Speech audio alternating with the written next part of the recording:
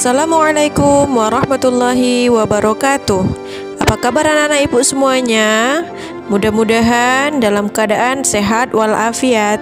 Hari ini materi kita adalah sejarah Melayu atau bab 1, tapi part 2 ya, bagian kedua.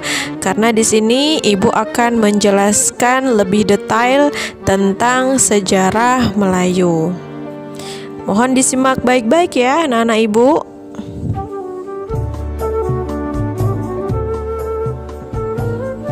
Anak-anak ibu, ada 3 kitab rujukan utama sejarah Melayu.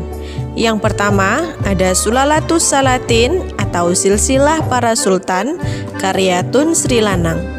Yang kedua ada Tuhfat An-Nafis atau Bingkisan yang amat berharga karya Raja Ali Haji. Yang ketiga ada Hikayat Siak karya Tengku Said.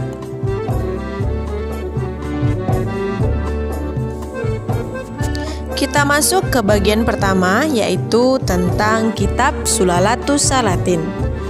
Yang pertama, kitab ini selesai ditulis pada tahun 1612 Masehi. Raja dan Sultan Melayu berasal dari keturunan Iskandar Zulkarnain. Selanjutnya, dalam kitab ini juga dijelaskan terdapat hubungan keturunan antara Raja Iskandar Zulkarnain dengan Raja Parameswara yang merupakan raja pertama Malaka.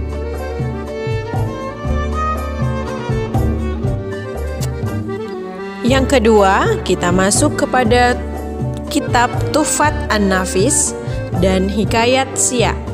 Tergabung menjadi satu penjelasan dari ibu. Kedua kitab ini ditulis pada abad ke-19 Masehi. Dan dalam dua kitab ini tidak disebutkan hubungan antara Iskandar Zulkarnain dan Parameswara. Akan tetapi, ketiga kitab sumber sejarah Melayu, Tuhfat An-Nafis, Hikayat Siak, dan Sulalatus Salatin sepakat bahwa asal mula kerajaan Melayu adalah di Bukit Siguntang.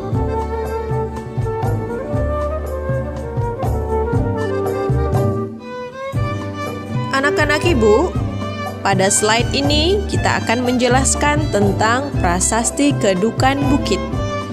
Yang pertama, prasasti Kedukan Bukit ditemukan di Bukit Siguntang.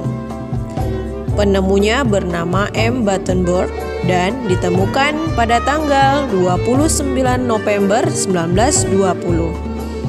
Nah, prasasti Kedukan Bukit ini menggunakan huruf Pallawa dan berbahasa Melayu lama. Isi dari prasasti ini adalah merupakan perjalanan Dapuntahiang bersama 20.000 tentara dan 1.312 armada sampan dari Minangatamuan ke Bukit Siguntang untuk membuka kerajaan baru yang bernama Sriwijaya. Ya, jadi jelas ya anak-anak ibu, dalam prasasti tersebut menceritakan tentang seseorang yang bernama Dapuntahiang dengan bala tentaranya 20.000 orang, kemudian armadanya 1.312 berjalan dari Minangatamuan menuju Bukit Siguntang dengan tujuan untuk membuka kerajaan baru bernama Sriwijaya. Baik anak-anak ibu, kita lanjutkan. Apa itu Minangatamuan? Minangatamuan memiliki arti singkatnya yaitu Muara Takus. Menurut para ahli sejarah, Minangatamuan memiliki arti tempat pertemuan sungai-sungai besar yang terletak di tengah-tengah pulau. Bisa difahami? Menurut para ahli sejarah, Minangatamuan merupakan tempat bertemunya sungai-sungai besar yang ada di tengah-tengah pulau. Pengertian ini merujuk pada Muara Takus. Kenapa? Karena dari Muara Takus dapat dengan mudah menuju Sungai Rokan, Sungai Siak, Sungai Kampar, dan Sungai Indragiri.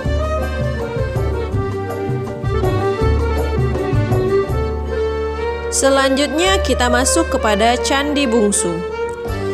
Pada abad ke-8 Masehi, salah satu Maharaja Sriwijaya membangun sebuah candi yang dipersembahkan untuk Kaisar Cina karena mereka memiliki hubungan pemerintahan pada saat itu. Candi ini diberi nama Candi Qiantian Huangsu dalam bahasa Cinanya, tetapi dalam bahasa Indonesia dikenal dengan Candi Bungsu. Candi ini juga terdapat pada kompleks Candi Muara Takus. Jadi, anak-anak ibu, jika anak-anak ibu sedang jalan-jalan ke Candi Muara Takus, boleh juga sekalian melihat Candi Bungsu, dan kita tahu sejarahnya Candi Bungsu tersebut, yaitu merupakan hadiah yang diberikan oleh Maharaja Sriwijaya kepada Kaisar Cina, ya.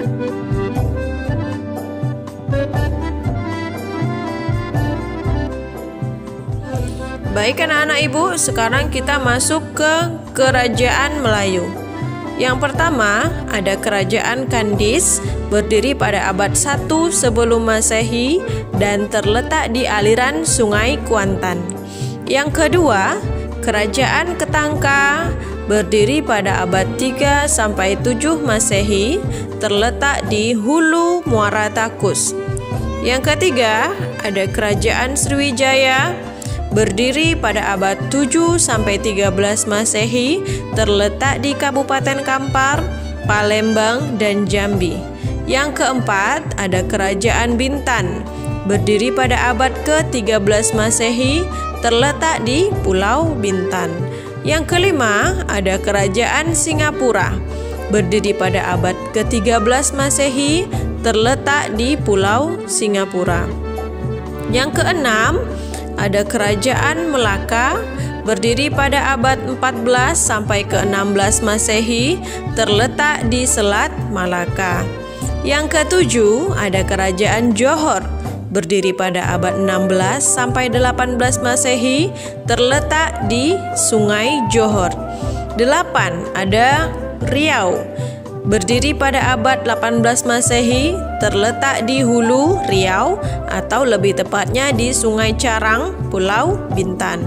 Yang kesembilan ada Kerajaan Siak, berdiri pada abad 18 sampai 20 Masehi, terletak di aliran Sungai Siak. Nah, itu dia nama-nama kerajaan Melayu. Terbagi ada yang ada di Indonesia, kemudian ada juga yang di Malaysia dan Singapura. Jadi anak-anak ibu, kerajaan Melayu tidak hanya ada di Indonesia, melainkan juga ada di Singapura dan Malaysia. Ini nanti ada kaitannya pada pelajaran kita yang membahas tentang Traktat London. Baik anak-anak ibu, itu dia video untuk hari ini. Terima kasih banyak. Wassalamualaikum warahmatullahi wabarakatuh.